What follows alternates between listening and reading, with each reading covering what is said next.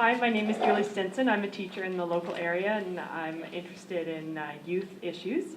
I have a question specifically around recreation, and I'll read it directly so I get the wording correct. Will there be any funding allocated to community organizations in order to create all-inclusive, meaning free, activities or programs to accommodate and encourage participation of children and youth of low-income families? The recreation programs within the community are quite important to me. I've worked with several recreation programs, including minor sports and things of that nature. But I would agree, it's not accessible and affordable to everybody. There are programs available to individuals who want to participate, but at the same time, the need would far outweighs the resources for things of that nature. I think the best example we can all see is the CAPIC project right now. There's a consultation process going on with how to utilize that area properly. This large volunteer group, it's going to be a four-season facility, whether it's walking trails, hiking trails, biking, snowshoeing, skiing, all of those things, and they can be done at a relatively inexpensive cost, if not free, with the appropriate equipment provided.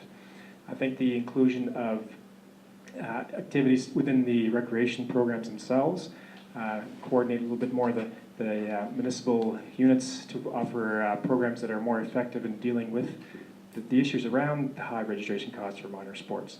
So things like that.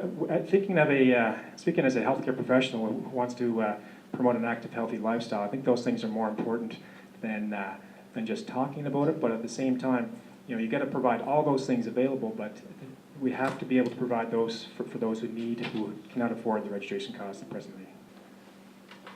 Recreation is an area that I'm quite familiar with.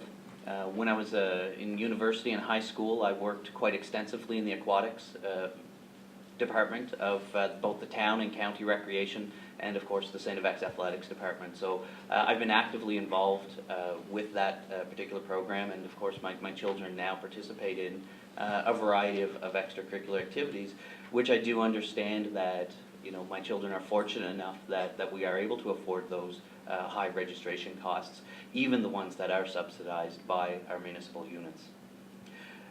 This is a slightly difficult question to deal with because many of our recreation programs, as was just mentioned, are actually delivered by our municipal units. So the direct programs, which is exactly what the question asked, doesn't really exist or come out of the provincial programming. It comes out of the municipal units.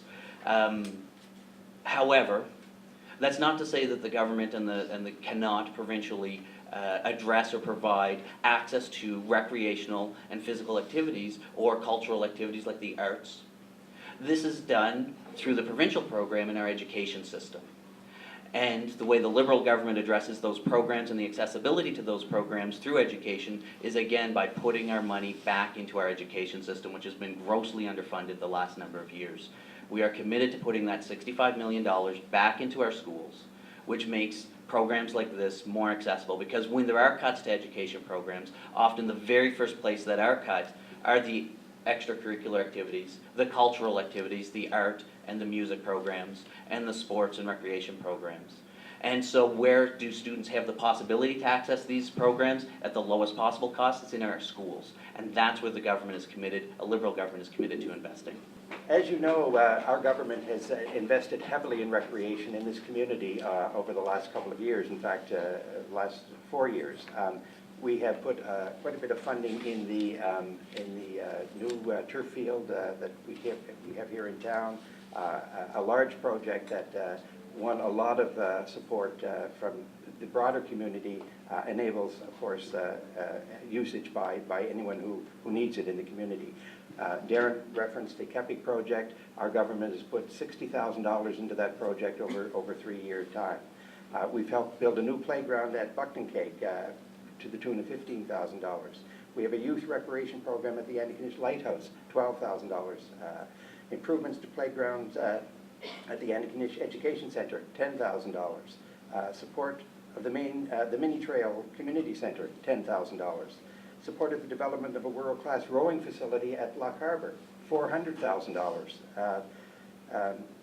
We're funding bike racks along the main in Antigonish, Our government has put a lot of money into recreation facilities here in Antigonish, and we will continue with those kinds of endeavors as we move forward. Thank you.